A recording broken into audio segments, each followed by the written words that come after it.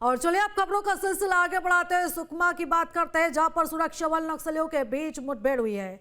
यहां पर गोलापल्ली में डीआरजी और नक्सलियों के बीच मुठभेड़ हुई है और इस मुठभेड़ में 3 नक्सलियों के मारे जाने की भी खबर है। नक्सलियों में एक महिला नक्सली भी शामिल है। सर्च ऑपरेशन जारी है और अब इलाके में हाई अलर्ट भी जारी कर दिया गया है। सुकमा की खबर है, यहां पर सुरक्षा बल नक्सलियों के बीच मुठभेड़ हो रही है। गोलापल्ली में डीआरजी नक्सलियों के बीच मुठभेड़ जारी है और मुठभेड़ में 3 नक्सलियों के मारे जाने की भी खबर है। नक्सलियों में एक महिला नक्सली भी शामिल है। सर्च ऑपरेशन जारी है और इलाके में अब हाई अलर्ट भी कर दिया गया है।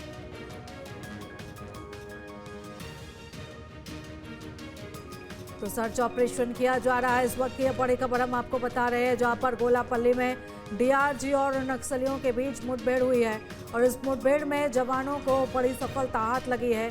इनमें 3 नक्सलियों के मारे जाने की खबर है और ज्यादा जानकारी लेंगे। हमारे सहयोगी अंकुश हमारे साथ जुड़ चुके हैं। अंकुश, इस मुठभेड़ को लेकर क्या जानकारी मिल पा रही है? कौन है नक्सली, क्या पहचान हो पाई है? देखिए, छत्तीसगढ़ में नक्सलवाद खात्मे की तरफ है और उसकी एक बड़ी तस्वीर जो है एक बार फिर से सुकमा जिले से सामने आई है।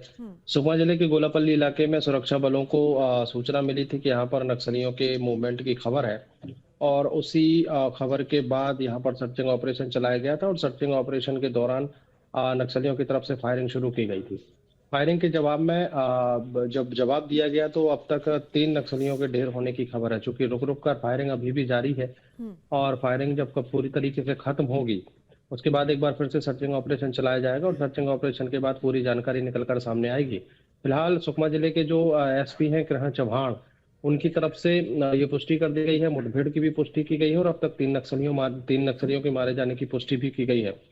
नक्सलियों में मारे गए जो नक्सली हैं उसमें से एक महिला नक्सली का शव जो है वो भी बरामद हुआ है। ये भी जानकारी निकल कर सामने आई है।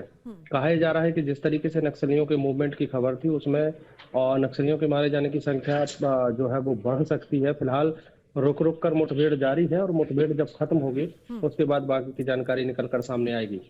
जिस तरीके से पूरे देश भर में एक नक्सलवाद के खिलाफ माहौल बना है, उस माहौल के चलते छत्तीसगढ़ में कई बड़ी सफलताएं हासिल हुई हैं और उन्हीं सफलताओं के पीछे अगर हम देखें तो कई बड़े कैडर के नक्सली मारे गए हैं, कई बड़े कैडर के नक्सलियों ने आत्मसमर्पण किया है और उसी सिलसिले में अब आज सुकमा से जो मुठभेड़ की खबर आई है उस लिहाज से भी देखा जा रहा है कि क्योंकि जो 3 नक्सली मारे गए हैं वो उस एरिया कमेटी के बड़े मेंबर के नाम उसमें शामिल हो सकते हैं या बड़े कैडर के नक्सली छत्तीसगढ़ इलाके के कहे जा सकते बड़े हैं। कैडर के नक्सलियों का इस तरीके से मारा जाना इस अभियान के लिए एक बड़ी सफलता है और एक मैसेज भी है उन तमाम नक्सलियों के लिए जो अभी भी आत्मसमर्पण करने के लिए तैयार नहीं है। कहीं ना कहीं वो अपना ये जो रास्ता है वो छोड़ने के लिए तैयार नहीं है। ऐसे लोगों के लिए भी एक बड़ा सबक है। देखिए, बिल्कुल निश्चित तौर पर जिस तरीके से छत्तीसगढ़ सरकार ने जो पुनर्वास नीति बनाई है उस पुनर्वास नीति का एक बड़ा असर हमने छत्तीसगढ़ में देखा है, क्योंकि पुनर्वास नीति से कहीं ना कहीं प्रेरित होकर पुनर्वास नीति से प्रभावित होकर बड़े कैडर के नक्सलियों ने और बड़ी तादाद में नक्सलियों ने आत्मसमर्पण किया है। देखिए, नीतियां स्पष्ट है, नक्सलवाद का खात्मा करना तय है और नक्सलवाद का खात्मा तय है। जिस तरीके से केंद्र सरकार और राज्य सरकार ने ये बीड़ा उठाया है कि पूरे देश भर से नक्सलवाद का खात्मा करना है, उस लिहाज से सुरक्षा बलों को फ्री हैंड दिया गया है। अब जब से ये ऐलान किया गया है कि मार्च 2026 तक देश भर से नक्सलवाद का खात्मा करना है, उसके बाद से हमने बदली तस्वीरें नक्सल प्रभावित इलाकों में देखी है।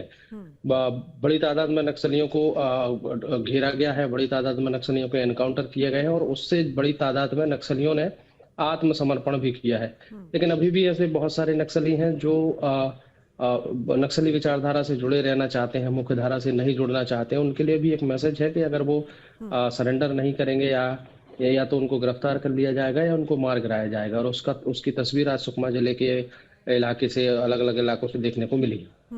बिल्कुल, और लगातार इस पूरे मामले पर नजर बनाए रखिएगा अंकुश। हम आपसे जानकारी लेते रहेंगे। फिलहाल बहुत धन्यवाद तमाम जानकारी हमारे साथ साझा करने के लिए। आपके मोबाइल पर तुरंत आएगी ब्रेकिंग न्यूज, स्क्रीन पर सबसे पहले दिखेगी बड़ी खबर, देश दुनिया की हर खबर एक जगह। अब आपके मोबाइल पर तुरंत फटाफट इंस्टॉल कीजिए न्यूज नेशन ऐप और रखिए खुद को अपडेट।